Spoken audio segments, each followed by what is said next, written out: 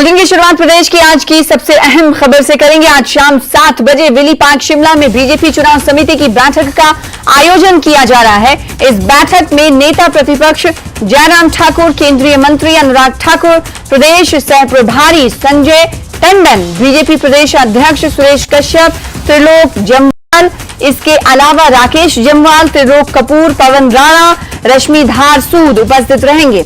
खबर है कि इस बैठक में बीजेपी शिमला नगर निगम चुनाव के लिए सभी 34 सीटों पर उम्मीदवार घोषित कर देगी। तो अभी आपको बता दें कि 7 बजे का वक्त बताया गया है कि विले पार्क शिमला में बीजेपी चुनाव समिति की बैठक का आयोजन किया गया है और 6 बज चुके हैं। सिर्फ और सिर्फ 1 घंटा बाकी है इस बीजेपी चुनाव समिति की बैठक की शुरुआत होने में। बहरहाल ये कहा जा रहा है कि इस बैठक के बाद जो उम्मीदवार हैं 34 वार्डों के, उनके नामों का ऐलान संभव है। अब देखना ये होगा कि 7 बजे विली पार्क शिमला में बीजेपी चुनाव समिति की बैठक के बाद कितना वक्त लगता है कि उम्मीदवारों की घोषणा कर दी जा सके। हमारे साथ राजेंद्र, हमारे संवाददाता, एक बार फिर से इस खबर पर जुड़ चुके हैं लाइव। राजेंद्र, 6 बज चुके हैं, 7 बजे विली पार्क शिमला में बीजेपी की चुनाव समिति की बैठक होने वाली है। क्या ये माने हलचलें बढ़ी वहां पर? बिल्कुल, अभी जो खबर हमें मिली है यही है कि कुछ देर में कांग्रेस की बैठक भी शुरू हो रही है। मुख्यमंत्री ठाकुर सुखविंदर सिंह कुछ देर में कांग्रेस ऑफिस पहुंच रहे हैं और कांग्रेस की भी जो प्रोसेस है टिकट फाइनल करने की वो शुरू होने वाली है। करीब आधे घंटे में कांग्रेस की बैठक शुरू हो सकती है और भाजपा की बैठक तय समय के अनुसार 7 बजे विली पार्क में शुरू होगी और वहां पर भी जो बैठक में भाग लेने वाले नेता हैं उनके आने का सिलसिला कुछ देर में शुरू हो जाएगा। करीब 6:30 बजे यहां नेता पहुंचना शुरू कर देंगे। लेकिन अभी तक की बड़ी खबर यही है कि कांग्रेस की बैठक भी और भाजपा की बैठक भी करीब हम कह सकते हैं कि 7 बजे के आसपास दोनों बैठकें शुरू हो जाएंगी। और आज ये लग रहा है, जिस प्रकार से अभी अपडेट्स आ रही हैं, कि दोनों ही राजनीतिक दल भाजपा और कांग्रेस आज देर रात तक अपनी जारी कर सकते हैं उम्मीदवारों की। जो एक्सरसाइज है इसको लेकर वो दोनों राजनीतिक दलों की पूरी है। भाजपा की तरफ से भी जहां प्रभारी और सह प्रभारी वार्ड वाइज बनाए गए थे उनसे जो अपडेट लेनी थी वो अपडेट ली जा चुकी है। इसके अलावा एक छोटे छोटे स्तरों पर भाजपा की जो बैठकें हो चुकी हैं और अब उन बैठकों से जो चुनकर उम्मीदवारों के नाम आए हैं उनकी लिस्ट तैयार है। उस लिस्ट पर अब चर्चा 7 बजे होगी। और कांग्रेस की हम बात करें, कांग्रेस में भी लगातार बैठकों का दौर जारी था। कांग्रेस प्रदेश अध्यक्ष प्रतिभा सिंह और स्क्रीनिंग कमेटी के अध्यक्ष कैबिनेट मंत्री हर्षवर्धन चौहान वो भी बैठक में मौजूद हैं। इन दोनों ने लगातार बैठकें अलग अलग नेताओं के साथ, शिमला के और शिमला के आसपास के विधायकों के साथ ये बैठकें कर चुके हैं। जो प्रभावशाली नेता हैं उनके साथ बैठकें हो चुकी है। लिस्ट कांग्रेस की भी जारी है। अब अंतिम मोहर मुख्यमंत्री की लगेगी, क्योंकि कुछ प्रेफरेंसेस विधायकों की तरफ से भी हैं, कुछ जो बड़ा कद रखते हैं नेता शिमला में कांग्रेस के उनकी तरफ से भी है। तो ऐसे में जिन सीटों पर 1 या 2 नाम है वहां पर अब अंतिम मोहर मुख्यमंत्री को लगानी है। और अब ये उम्मीद लगाई जा रही है कि आज देर शाम तक उम्मीदवारों के नाम फाइनल हो जाएंगे। उसके बाद फिर, क्योंकि कल से नॉमिनेशन भरना शुरू है, तो ऐसे में 3 दिन नॉमिनेशन के लिए रखे गए हैं। और अब जो प्रचार प्रसार नगर निगम शिमला को लेकर है उसका हम कह सकते हैं कि कल से हम एक फुल स्विंग पर प्रचार प्रसार देख सकते हैं, क्योंकि उम्मीदवारों के नाम बाहर आ जाएंगे। फिर खुलकर दोनों ही राजनीतिक दल भाजपा और कांग्रेस प्रचार प्रसार में जुट जाएंगे। आज का दिन ऐसा है कि बहुत सारे ऐसे उम्मीदवार होंगे जो स्वघोषित होंगे। उन्हें लग रहा होगा कि उन्हें पार्टी टिकट दे देगी, तो कई लोगों का सपना साकार होने वाला है। तो कई लोगों की झोली में खुशी नहीं मिलेगी, क्योंकि कहा यह जा रहा है जैसे भाजपा ने ऑब्जर्वर्स बनाए थे उनके जरिए एक पार्षद की नियुक्ति की गई है, ऐसी जानकारियां हैं। तो वही कांग्रेस की बैठक के हवाले से आपने राजेंद्र ये कहा कि 6:30 बजे का वक्त कांग्रेस की बैठक के हवाले से कहा गया है। तो स्थान क्या है कांग्रेस की बैठक का, और इसके अलावा क्या ये माने कि 6:03 हो चुके हैं, तो अब कांग्रेस की बैठक के लिए कांग्रेस जो नेता हैं, कांग्रेस के बड़े नेता हैं, वो पहुंच रहे होंगे स्थान पर? बिल्कुल, कांग्रेस प्रदेश अध्यक्ष राजीव भवन जो मुख्यालय है हिमाचल प्रदेश का कांग्रेस का, वहां पर ये बैठक होने वाली है और कांग्रेस प्रदेश अध्यक्ष से तमाम नेता यहां पर पहुंच रहे हैं। इंतजार है सिर्फ मुख्यमंत्री ठाकुर सुखविंदर सिंह का। जैसे ही वो यहां पर पहुंचेंगे वैसे ही बैठक शुरू हो जाएगी और ये उम्मीद लगाई जा रही है कि करीब क्योंकि जो जहां पर अभी कार्यक्रम मुख्यमंत्री का था वहां से वो चल पड़े हैं, तो अधिक से अधिक आधे घंटे के बीच में मुख्यमंत्री यहां पहुंच जाएंगे और फिर बैठक कांग्रेस की शुरू हो जाएगी। तमाम नेता बैठ चुके हैं, कमरे के अंदर कांग्रेस के नेता इस वक्त मौजूद हैं और कुछ एक नेता आने बाकी हैं, लेकिन हम कह सकते हैं कि करीब आधे घंटे में कांग्रेस की यह बैठक शुरू हो जाएगी और उसके कुछ देर बाद करीब 7 बजे भाजपा की बैठक भी शुरू हो जाएगी। तो जैसे ही लिस्ट आज निकलेगी या कल कहा जाए गलत नहीं होगा कि हिमाचल प्रदेश में जारी शिमला नगर निगम चुनाव को लेकर, क्योंकि उम्मीदवारों के नामों को फाइनल करना है, आखिरी मोहर लगानी, इसलिए कांग्रेस की बैठक 6:30 बजे बताई जा रही है शुरू होगी। तो वहीं भाजपा की बैठक पहले ही बता दी गई थी, जानकारी दे दी गई थी कि 7 बजे इसकी शुरुआत होगी। तो सारे नेता पहुंचना शुरू हो रहे हैं और एक एक करके नेता स्थान पर पहुंच रहे हैं जहां पर बैठकों का आयोजन किया गया। बहुत शुक्रिया, आगे भी जुड़ेंगे आपसे राजेंद्र हमारे साथ जुड़ने के लिए और इस खबर पर ज्यादा जानकारी देने के लिए। तो 6:30 बजे का वक्त कांग्रेस पार्टी की बैठक के हवाले से सामने आया है, तो वहीं भाजपा की बैठक के हवाले से 7 बजे का वक्त निर्धारित किया गया है। फिलहाल आगे बढ़ लेते हैं। दून विधानसभा को सीएम सुखविंदर सिंह सुक्खू ने कई सौगातें दी हैं।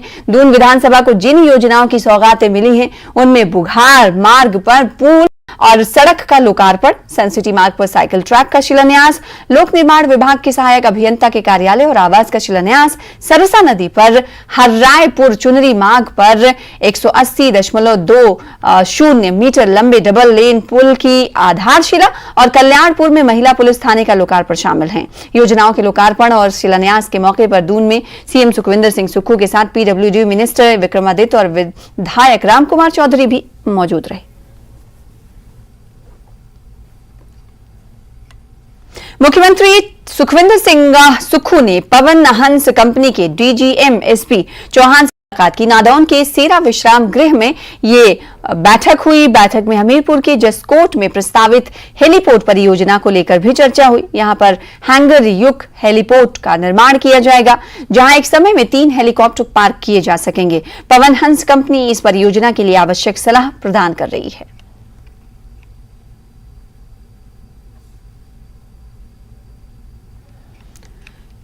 उधर सुक्खू सरकार की अगली कैबिनेट बैठक शिमला में 13 अप्रैल को होगी। राज्य सचिवालय में दोपहर 3 बजे होने वाली इस बैठक की अगुवाई सीएम सुक्खू करने वाले हैं। इस बैठक में ओपीएस की फाइनल नोटिफिकेशन पर चर्चा के अलावा कर्मचारियों की लंबित महंगाई समेत कई अहम मुद्दों पर चर्चा हो सकती है।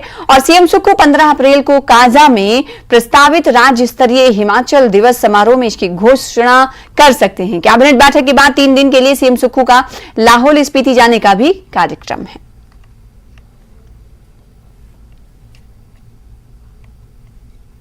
आगे बढ़ेंगे। बंद से बीजेपी के विधायक इंद्र सिंह गांधी ने एक बार फिर से ऑपरेशन लोटस का राग छेड़ा है। इंद्र सिंह गांधी ने कहा कि लोकसभा चुनाव के बाद ऑपरेशन लोटस को अंजाम दिया जाएगा और एक बार फिर जयराम ठाकुर प्रदेश के सीएम बनेंगे। साथ ही लोकसभा चुनाव में कांग्रेस को हार का सामना करना पड़ेगा। अगर आज चुनाव हो जाए विधानसभा का चाहे लोकसभा का, तो 68 में से 60 सीटें भाजपा की और 8 सीटें कांग्रेस को आने वाली है। मैं कर्मचारी रहा हूँ, ऑफिस में कई तरह के स्लैब होते हैं, लेकिन उसको बिल्कुल भी क्लियर नहीं किया जा रहा है कि किस तरह ऑफिस दी जाएगी। लेकिन अभी कर्मचारी भयभीत है और कर्मचारियों के साथ जो उन्होंने मजाक किया उनको खाने आएगी। आने वाले 2024 के इलेक्शन के बाद फिर से लोटस होगा और आदरणीय जयराम ठाकुर जो है फिर से मुख्यमंत्री बनेंगे। ब्रेक के बाद एक बार फिर से आपका स्वागत करते हैं। आप देख रहे हैं अपना हिमाचल। केंद्रीय मंत्री अनुराग ठाकुर ने राहुल गांधी पर बड़ा हमला बोला है। उन्होंने कहा कि राहुल गांधी का अहंकार पूरी कांग्रेस को ले डूबेगा। पहले अमेठी की जनता ने उन्हें नकारा, फिर उन्होंने खुद को अनफॉर्चुनेट एमपी बताया। कई बार कोर्ट से हिदायत के बावजूद राहुल गांधी ने लगातार गलतियां की और संसद से सड़क तक कांग्रेस के साथ ड्रामा किया। इस वक्त हमारे साथ मौजूद हैं केंद्रीय मंत्री अनुराग ठाकुर। ठाकुर साहब, कांग्रेस ने पूरे देश में जय भारत सत्याग्रह शुरू किया है और एक मूवमेंट बनाने की कोशिश की जा रही है 2024 के लिए। फोकस किया जा रहा है कि राहुल गांधी की सदस्यता को लेकर ही पूरी शुरुआत की जा रही है। कैसे देखते हैं कांग्रेस किस मूवमेंट को और 2024 को? पहले अमेठी की जनता ने नकारा, फिर खुद को अनफॉर्चुनेट एमपी कहते हुए राहुल गांधी ने स्वयं उस दिशा में आगे बढ़े जहां पिछड़ों का अपमान किया। और पिछड़ों से माफी भी नहीं मांगी। पूरे पिछड़े समाज के साथ जो उन्होंने किया है उसका खामियाजा कांग्रेस को भुगतना पड़ेगा। अहंकार राहुल गांधी जी का पूरी कांग्रेस को ले डूबेगा और कहीं ना कहीं कोर्ट ने भी उनको नसीहत 2018 में दी थी, जब लिखित रूप में माफी राहुल गांधी जी ने मांगी थी और कोर्ट ने कहा था कि भविष्य में आप ये गलती ना करें और ऐसी बयानबाजी से बचें। लेकिन 2019 में कई बार बेतुकी बयानबाजी, झूठे आरोप लगाने के चलते अन्य मुकदमे राहुल गांधी जी पर दर्ज हुए, जिनमें 7 मुकदमों पे वो बेल पर हैं, भ्रष्टाचार के भी और अवमानना के भी। अयोग्य उनको कोर्ट ने घोषित किया। उनके पास अवसर था कि उसी दिन अपील दायर करते, नहीं किया, बल्कि ड्रामा रचने का काम संसद में और सड़क पे किया। जनता देख रही है, कांग्रेस की पोल खुल चुकी है। एक के बाद दूसरे राज्य में चुनाव हारने के बाद कांग्रेस का विदेशों में जाकर भारत के लोकतंत्र के खिलाफ बयानबाजी करना और विदेशी ताकतों का सहयोग मांगना, ये अपने आप में दिखाता है कि कांग्रेस 2024 से पहले ही लड़ाई हार चुकी है। केंद्रीय जल शक्ति मंत्री गजेंद्र सिंह शेखावत ने वाइब्रेंट विलेजेस प्रोग्राम के तहत हिमाचल प्रदेश के भारत चीन बॉर्डर से लगे गांव का दौरा किया और गांव में हो रहे विकास कार्यों को करीब से देखा। शेखावत ने स्थानीय निवासियों को मोदी जी के नेतृत्व में गढ़े जा रहे नए भारत में आर्थिक और सामरिक विकास की समान प्राथमिकता बारे में बताया। इस दौरान शेखावत ने बॉर्डर की चौकियों पर जवानों से मुलाकात की। इसमें खास तौर से राजस्थान के जवान शामिल रहे। इस मौके पर केंद्रीय मंत्री ने कहा कि किन्नौर एरिया में बॉर्डर रोड ऑर्गेनाइजेशन की ओर से बेजोड़ काम हो रहा है। मुख्य संसदीय सचिव सुंदर सिंह ठाकुर ने क्षेत्रीय अस्पताल कुल्लू में मुफ्त और सस्ती दवाइयों की दुकानों का शुभारंभ किया। इस दौरान मुख्य संसदीय सचिव सुंदर सिंह ठाकुर ने कहा कि प्रत्यक्ष को प्रमाण की जरूरत नहीं है। प्रदेश में लगातार व्यवस्था परिवर्तन किया जा रहा है। उन्होंने कहा कि क्षेत्रीय अस्पताल कुल्लू में दूरदराज ग्रामीण क्षेत्रों से आने वाले गरीब लोगों के इलाज के लिए बेहतर सुविधाएं उपलब्ध करवाई जा रही हैं। यहाँ पे जेनरिक दवाइयाँ हैं, वो उसके माध्यम से यहाँ पे दवाइयाँ मिलेगी और उसके बाद में जो है हमारी जो ये जन औषधि की सस्ती दवाइयाँ हैं या सिविल सप्लाई की दवाइयाँ हैं, तीनों दुकानें एक जगह है। आज तक ये होता था कि लोगों को पता नहीं चलता था कि ये दुकानें हैं कहाँ। ऐसा नहीं था कि ये पूर्व में नहीं थी, लेकिन ये प्रत्यक्ष तौर पे सामने हो और इसमें पूरी दुकानें जो पूरी दुकानों में पूरा दवाइयाँ उपलब्ध हो, ये हम सुनिश्चित करेंगे। एबीवीपी 17 अप्रैल को जिला केंद्र और विश्वविद्यालय केंद्रों पर धरना प्रदर्शन करेगी। साथ ही 28 अप्रैल को सांकेतिक भूख हड़ताल भी करेगी। इसको लेकर एबीवीपी ने समीक्षा योजना बैठक में आगामी आंदोलन की रूपरेखा तैयार कर ली है। एबीवीपी का कहना है कि सरकार ने प्रदेश के कई कॉलेज बिना सोचे समझे डिनोटिफाई कर दिए हैं, जिससे वहां पढ़ने वाले छात्रों को काफी दिक्कतों का सामना करना पड़ रहा है। देखिए, आज की प्रेस वार्ता इसी निमित्त थी कि अभी 10 और 11 अप्रैल को नाहन के अंदर अखिल भारतीय विद्यार्थी परिषद की समीक्षा योजना बैठक का संपन्न हुआ है। समीक्षा योजना बैठक अखिल भारतीय विद्यार्थी परिषद में वर्ष में केवल एक ही बार की जाने वाली बैठक होती है, जिसमें आगामी वर्ष की योजना और पिछले वर्ष की समीक्षा उसमें की जाती है। इसके अंदर पूरे वर्ष में किस प्रकार के कार्यक्रम विद्यार्थी परिषद करेगी, चाहे वो संगठनात्मक हो, चाहे वो रचनात्मक हो, चाहे वो आंदोलनात्मक हो। जो निश्चित रूप से पंडों की मैंने बात की, उसको भी डिनोटिफाई किया गया, मैंने सतौन की बात की, उसको भी डिनोटिफाई किया गया। लेकिन वहां पर कहीं ना कहीं स्टूडेंट पढ़ रहे थे। विद्यार्थी परिषद हम मानते हैं कि जहां पर कम संख्या में कॉलेजेस है उसको नहीं चलाना चाहिए, क्योंकि वहां पर ना स्टूडेंट को एक्सपोजर मिल पाता है, ना वैसी पढ़ाई हो पाती है। लेकिन हमारा प्रश्न यह है कि क्या सरकार को अभी जो एडमिशन कॉलेज की होने वाली है तब तक नहीं रुकना चाहिए था क्या? अगर सरकार अभी रुकती, उसके बाद अगर देखती, तो विद्यार्थी परिषद उसका स्वागत करती। विद्यार्थी परिषद उनके सहायता करती। अगर उनको प्रॉब्लम है कॉलेजेस में, उनके जो विचार के अगर कोई छात्र संगठन काम नहीं करता तो हम वहां पे है, हम उनको बताते कि यहां पर क्या इश्यूज है, कैसे सॉल्व कीजिए। लेकिन नहीं, बल्कि द्वेष की भावना में सरकार ने बहुत जल्दी करके इन सभी कॉलेजेस को बंद करके हिमाचल के छात्रों के साथ कहीं ना कहीं एक दोहरा व्यवहार और उनको अपेक्षित और उनको एक प्रकार से प्रताड़ित करने का काम किया है। खबर धर्मशाला से है, जहां लंबित बिजली बिलों की अदायगी ना करने वाले उपभोक्ताओं पर बिजली बोर्ड मंडल ने शिकंजा कसा है। बिजली मंडल ने अपने तहत आने वाले उपमंडलों के 342 उपभोक्ताओं के बिजली कनेक्शन काट दिए हैं। इन 342 बिजली उपभोक्ताओं के लंबित बिल राशि तकरीबन 10 रुपए बन रही थी और कई नोटिस दिए जाने के बावजूद उपभोक्ता बिल नहीं जमा कर रहे थे। इससे पहले विद्युत मंडल की ओर से 1200 से अधिक डिफॉल्टर उपभोक्ताओं के टेम्परेरी डिस्कनेक्शन ऑर्डर जारी किए गए थे। विद्युत मंडल धर्मशाला के अंतर्गत मार्च तक हमने नोटिस और टीडीसीओ इशू किए थे 1142 कंज्यूमर्स के, जिसमें से कि हमारे पास 800 के आसपास कंज्यूमर्स ने अमाउंट जो था उसका देय अमाउंट था वो जमा करवा दिया था टीडीसीओ होने से पहले, जिसमें कि 342 टीडीसीओ एट प्रेजेंट हमारे फील्ड में इफेक्टेड हैं जिनकी लाइट कटी हुई है और ये अमाउंट हमारा 10 लाख के आसपास का अमाउंट था। तो इन कंज्यूमर्स ने अभी तक जो भी उनका देय बिजली बोर्ड के लिए है वो नहीं दिया हुआ। तो हमने बार बार विभिन्न माध्यमों से भी कंज्यूमर से अपील भी की थी कि जो समय रहते जो उनके बिजली के बिल हैं उनको दें ताकि वो जो सरचार्ज पड़ता है वो ना पड़े और जो 250 रुपये कनेक्शन की आरसीओ फीस है वो भी ना उनको देनी पड़े। पर नहीं दी है किसी ने, तो अभी उनके टीडीसी हुए हैं, वो 342 नंबर है हमारे पास जो टीडीसी कटे हैं हमारे।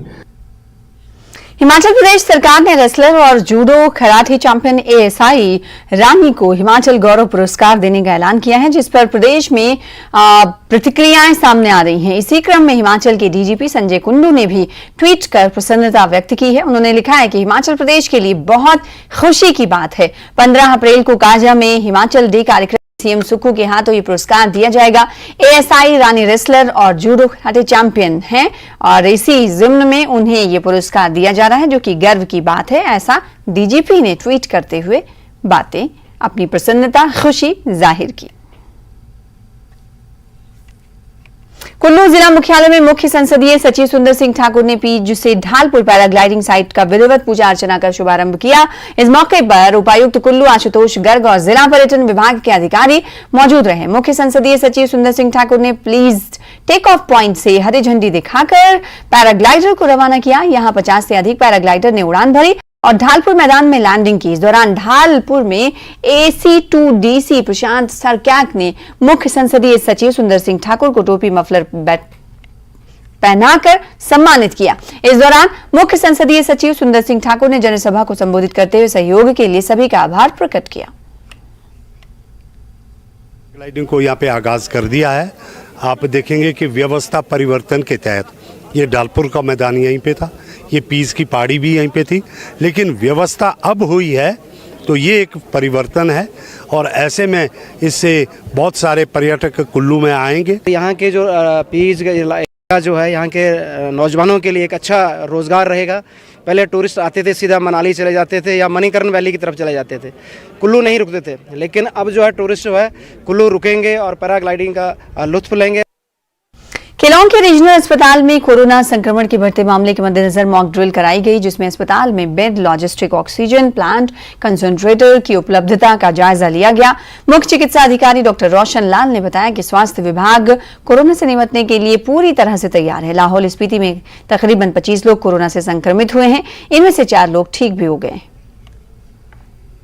जैसे कि आप देख रहे हो कि पूरे हिमाचल में जो है अब केसेस थोड़े थोड़े बढ़ रहे हैं आजकल। वैसे ही हमारे लाहौल में भी यही स्टेटस है कि आज हमारे 4 रिकवर हुए हैं तो 5 पॉजिटिव भी आए हैं। तो कुल मिला के हमारे जो है आज एक्टिव केसेस हमारे अब 21 रह गए हैं, 4 रिकवर हुए हैं। मॉक ड्रिल की बात करें तो सब जगह की तरह वैसे हमने भी मॉक ड्रिल किया है। तो हमने इसमें चंबा मुख्यालय के जुलाहकड़ी वार्ड में 2 मंजिला मकान में आग लग गई। मकान में जिस समय आग लगी थी उस समय घर के सभी सदस्य पास के गुरुद्वारे में किसी कार्यक्रम में शिरकत करने के लिए गए हुए थे। जैसे ही आसपास के पड़ोसियों को धुआं उठता दिखा तो उन्होंने तुरंत अग्निशमन विभाग को इसकी सूचना दी, जिसके बाद मौके पर पहुंचे दमकल विभाग के कर्मचारियों ने कड़ी मशक्कत के बाद आग पर काबू पा लिया। गनीमत ये रही कि कोई भी शख्स इस आग की चपेट में नहीं आया। उधर बद्दी में सड़क पर मिले युवक की शव के मामले में नया अपडेट सामने आया है। पुलिस के मुताबिक हमलावरों ने युवक की पिटाई और हत्या के बाद शव को सड़क किनारे फेंक दिया था। इस मामले में पुलिस ने एक शख्स को हिरासत में भी लिया है। बता दें कि स्थानीय लोगों की सूचना पर पुलिस ने देवेंद्र कुमार नाम के युवक का शव सड़क किनारे बरामद किया। युवक के पिता महेंद्र सिंह की तहरीर पर पुलिस ने मामला दर्ज किया है और जांच शुरू कर दी है। वहीं नालागढ़ के पिरस्थान में सड़क हादसा हुआ। बेकाबू ट्रक ने बाइक को टक्कर मार दी। हादसे में बाइक सवार युवक की मौत की खबर है। ट्रक की टक्कर से बाइक सवार की मौत हुई है। आपको बता दें कि इस मामले में पुलिस जांच कर रही है। तो बड़ी खबर आपको नालागढ़ से दे रहे हैं, जहां के पिरस्थान में सड़क हादसा हुआ है। बेकाबू ट्रक ने बाइक को टक्कर मारी, जिसके बाद यह हादसा हुआ। पुलिस इस पूरे मामले की जांच कर रही है। मुख्यमंत्री सुखविंदर सिंह सुक्खू ने बद्दी का 1 दिवसीय दौरा किया। इस दौरे के दौरान सीएम सुखविंदर सिंह सुक्खू ने दून वासियों को करोड़ों की सौगात दी। हनुमान मंदिर के पास एक विशाल जनसभा को भी सीएम सुखविंदर सिंह सुक्खू ने संबोधित किया। यहां सीएम ने कहा कि हिमाचल प्रदेश अगले 10 सालों में देश का सबसे अमीर प्रदेश बनेगा। हिमाचल प्रदेश की अर्थव्यवस्था को 4 साल में पटड़ी पर लाएंगे और अगले 10 साल में हिमाचल प्रदेश हिंदुस्तान का सबसे अमीर राज्य होगा। ये मैं आपको कहना चाहता हूं, सबसे अमीर राज्य होगा। आप गौरव महसूस करेंगे, आप गौरव महसूस करेंगे, आप गर्व से कहेंगे कि हम हिमाचली घबराएंगे नहीं दिल्ली जाके कि मैं पहाड़ियों में। जो घबराहट होती है, आप रोजगार देने वाले बनेंगे। 10 साल में इस बजट ने वो दिशा तय कर दी है। हम उसको धरातल पर लाने के लिए दिन रात मेहनत कर रहे हैं। बद्दी एक बढ़ता हुआ शहर बन चुका है। यहाँ 1 अक्टूबर से पहले हम बजट का प्रावधान करेंगे, पैसे का प्रावधान करेंगे। यहाँ एसडीएम के ऑफिस की शुरुआत हो जाएगी। ये 6 महीने इसलिए क्योंकि हमें थोड़ी व्यवस्था को ठीक करना है, अर्थव्यवस्था को ठीक करना है। 1 अक्टूबर से बीडीओ ऑफिस की भी शुरुआत से हो जाएगी। घुमारवीं में चल रहे जिला स्तरीय ग्रीमोत्सव मेले के दौरान 90 साल की जुधिया देवी खुद खाना बनाकर लोगों को मुफ्त में खिला रही हैं। खाने में दाल, कढ़ी चावल और चपाती बनाकर भूखे का पेट भर रही इस बुजुर्ग महिला के जज्बे को देखकर हर आने जाने वाला दंग है। केंद्रीय मंत्री अनुराग ठाकुर ने भी जुधिया देवी के द्वारा किए जा रहे सामाजिक कार्य की सराहना की है। बता दें कि 90 साल की जुधिया देवी बिलासपुर के मोरसिंगी की रहने वाली हैं और वो अक्सर आसपास के इलाकों में आयोजित होने वाले मेलों में फ्री लंगर का आयोजन करती हैं। जुधिया देवी विधवा पेंशन को इकट्ठा कर फ्री लंगर की व्यवस्था करती हैं। मैं सबका फ्री लंगर खुलवा रही हूँ और मैं जोड़ जोड़ कर रखती है, जब खुलवाती है अब आ रही है सब लगा देती हूँ मैं। पैसे कहाँ से आते हैं? आपको पेंशन मिलती है? हाँ, उससे लगाती है, जो देगी वो भी लगा देती है। मैं 4 धाम करके आई है, अनपढ़ है, जुझा नाम और मोरसी की थे। मोरसी भी लंगर लगाती है मैं 2 दिन के लिए। वहाँ माल वगैरह सब खाते हैं, यहाँ भी खाए गए, माल सोए गया कर, तभी तो दोबारा डाला मैंने। 90 साल उम्र ही मेरी। फिलहाल इसी के साथ हिमाचल में इतना ही। मुझे दीजिए इजाजत। नमस्कार।